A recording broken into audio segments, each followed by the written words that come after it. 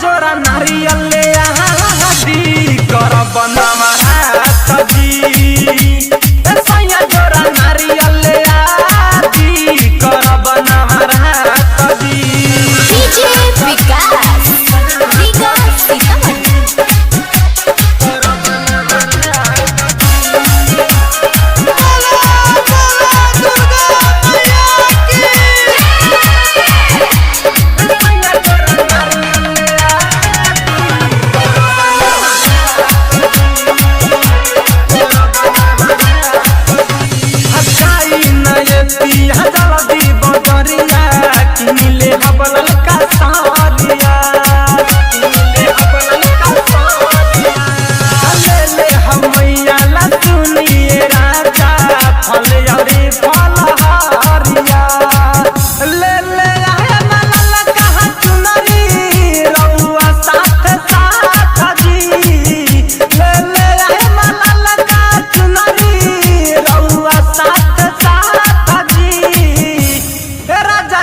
नारियल ले आदी कर बनवा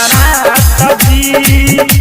ये सैया जोरा नारियल ले आदी कर बनवा सजी डीजे विकास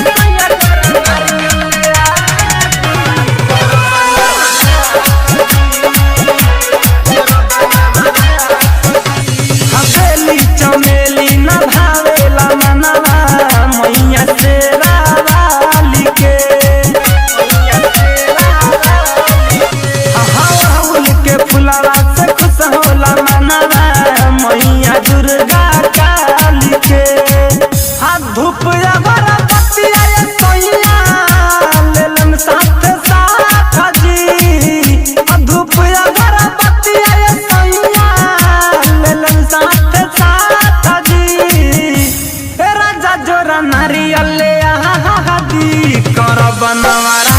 सजी सैया जोरा नारियल ले आदी कर बनवा सजी डीजे विकास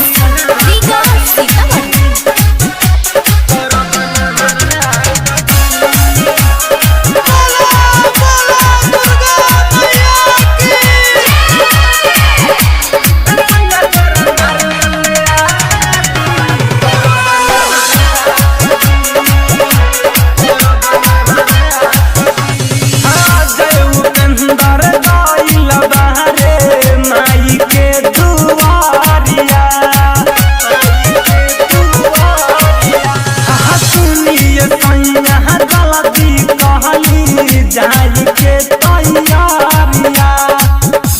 रात के सयावद सदरदी चली है साथ साथ जी रात के सयावद सदरदी चली है साथ साथ जी ए राजा जोरा नारियल ले आदी कर बनवा सजी ए राजा जोरा नारियल ले आदी कर बनवा रिकॉर्डिंग स्टूडियो लखौरा।